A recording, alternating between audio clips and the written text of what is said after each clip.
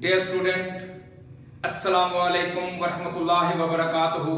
कैसे हैं dear student? आज का ये lecture class 10 chapter number 1 quadratic equation exercise 1.1 question number 1 के मुतालिक है। तो स्टूडेंट, क्वेश्चन नंबर 1 में हमने standard form of quadratic equation और इसके अलावा प्योर क्वाड्रेटिक इक्वेशन को हमने पॉइंट आउट करना है। तो पहली बात तो यह है कि हमें यह पता होना चाहिए कि क्वाड्रेटिक इक्वेशन क्या है। What is quadratic equation? तो quadratic equation is an equation which contains square of unknown variable but no higher power is called quadratic equation. Quadratic equation is also called second degree equation. Second degree student इसको इस वजह से भी कहते हैं कि इसकी हाईएस्ट पावर जो है वो 2 होती है, तो इसलिए इसको सेकंड डिग्री इक्वेशन भी कहते हैं। और इसकी जो जनरल फॉर्म है वो हमारे पास ax² plus bx plus c is equal to 0। तो ये हमारे पास जनरल फॉर्म या standard form of quadratic equation है। तो प्योर क्वाड्रेटिक इक्वेशन क्या होती है? प्योर क्वाड्रेटिक इक्वेशन में एक कंडीशन ये भी है कि b इज इक्वल टू 0। अब ये हमारे पास जो ax² plus bx plus c is equal to 0, तो इसमें अगर b की वैल्यू 0 यानी कि इट्स मीन हमारे पास x का जो कोफिशिएंट है वो 0 हो, तो जाहिर है तो x का x भी नहीं होगा, x वेरिएबल भी नहीं होगा। तो फिर हमारे पास जो इक्वेशन बनेगी वो ax² plus c is equal to 0।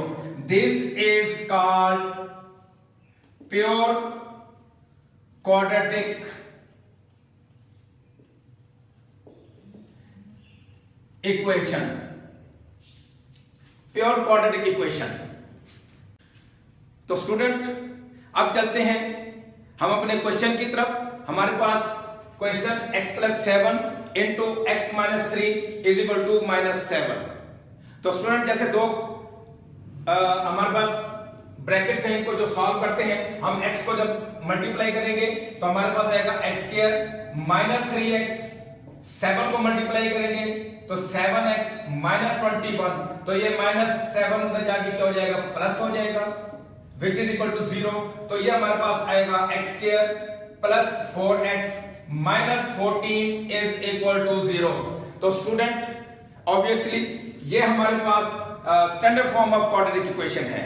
तो इसके साथ, इस इक्वेशन के साथ जब आप इसको कंपेयर करेंगे तो इसका मतलब यह है कि ये जनरल फॉर्म या standard form of quadratic equation. तो इसका आंसर हम एग्जामिनर को ये बताएंगे कि विच इज स्टैंडर्ड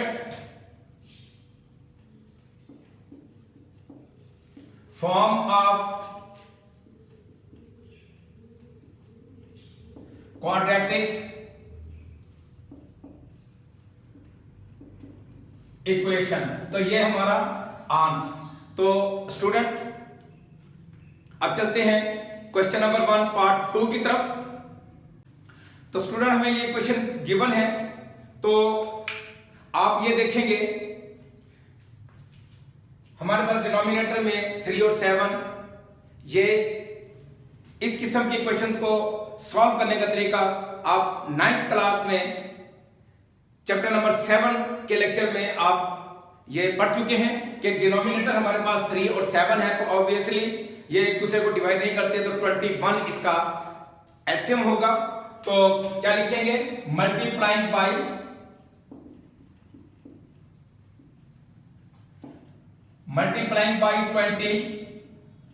21।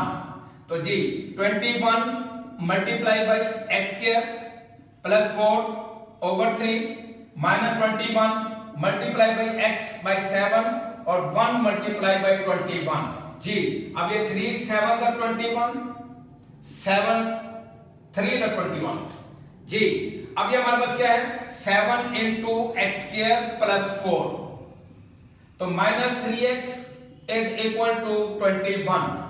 स्टूडेंट, ये देखें हमारे पास ये दो वैल्यूज हैं और 7 बाहर हमारे पास डिवाइड होके जो हमारे पास आंसर आया, तो जाहिर है 7 इन दोनों वैल्यूज के साथ मल्टीप्लाई होगा, तो इसलिए हमने इसके साथ ब्रैकेट का इस्तेमाल किया है। तो ब्रैकेट का इस्तेमाल स्टूडेंट लाजमी किया कीजिए, इससे क्वेश्चन गलत नहीं होते।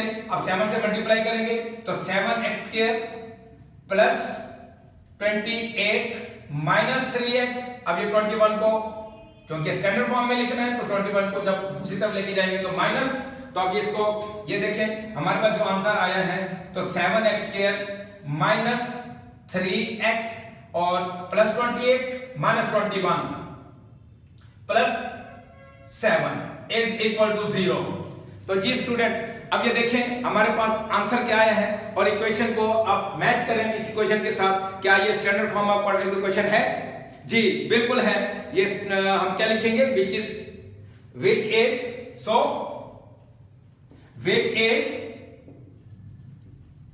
Standard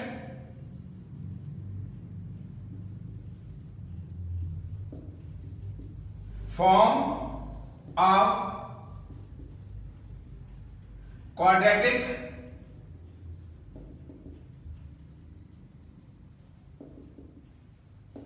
equation. तो स्टूडेंट अब हमने standard form of quadratic equation के 2 क्वेश्चन हमने सॉल्व कर लिए हैं। तो अब हम एक क्वेश्चन ऐसा करेंगे कि जिसमें हमारे पास pure form of quadratic equation जो है वो आएगी। तो चलते हैं अपने नेक्स्ट क्वेश्चन की तरफ। जी स्टूडेंट क्वेश्चन नंबर 1 पार्ट 4 देखें। अब हमारे पास डिनोमिनेटर में x और x - 2 है, तो जाहिर है ये हमारे पास वेरिएबल है, तो हम क्या करेंगे, हमारे पास जो एलसीएम आएगा x इंटू x - 2, तो क्या लिखेंगे, multiplying by x into x - 2।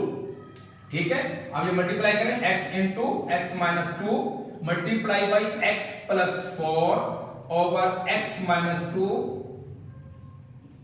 Minus x into x - 2 multiply by x - 2 over x plus 4 into x - 2 is equal to 0। तो स्टूडेंट अब ये x - 2 से कैंसिल, x से कैंसिल, तो अब हमारे पास ये x मौजूद है, तो ये x किससे मल्टीप्लाई होगा, x प्लस 4 के साथ। तो ब्रैकेट का इस्तेमाल करेंगे x into x plus 4 minus, अब ये स्टूडेंट हमारे पास x - 2 और ये x - 2, तो हम क्या करेंगे, इसका ये स्क्वायर हो गया, तो plus 4x into x - 2 is equal to 0।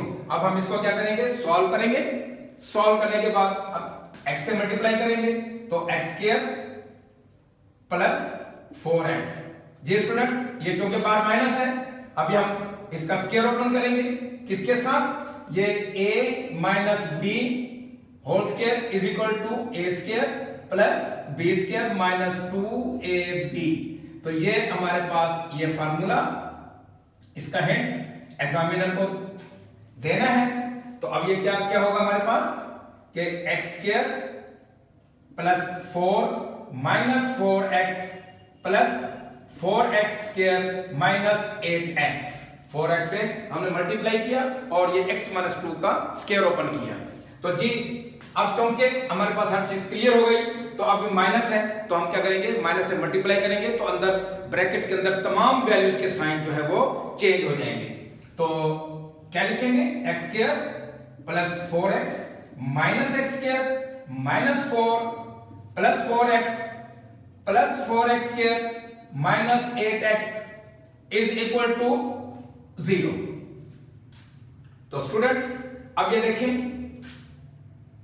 x² माइनस x², अपोजिट साइन, कैंसिलेशन ला, तो अब ये हमारे पास क्या हो जाएगा, ये 4x² अरेंज करें, हमारे पास 4x², अब देखिए 4x plus 4x plus 8x minus 8x minus 8x, और उसके बाद हमारे पास ये सिर्फ माइनस 4 इज इक्वल टू 0।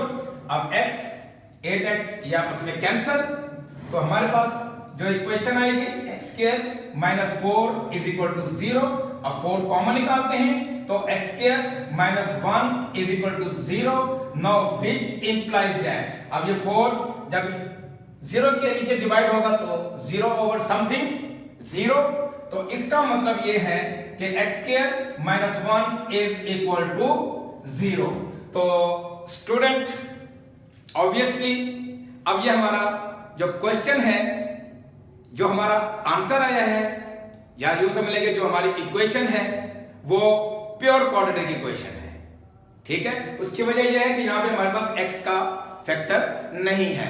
तो जाहिर है, तो जैसे हमने पहले आपको बताया है कि अगर इस फॉर्म में हो ax² + c is equal to 0, c से मुराद कांस्टेंट और ये x² के साथ कोई भी कोएफिशिएंट हो सकता है, तो अब ये क्या है, हम इसका आंसर लिखेंगे which is pure quadratic equation, pure quadratic equation. तो ये आपका क्वेश्चन नंबर 1। तो स्टूडेंट जिसमें हमने standard form of quadratic equation और प्योर क्वाड्रेटिक इक्वेशन को पॉइंट आउट करना था।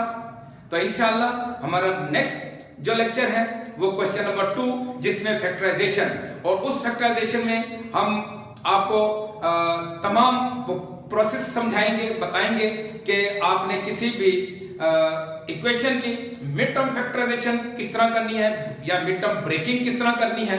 तो इंशाल्लाह अगले लेक्चर में इंशाल्लाह हाजिर होंगे। अस्सलामु अलैकुम व रहमतुल्लाहि व बरकातुहू।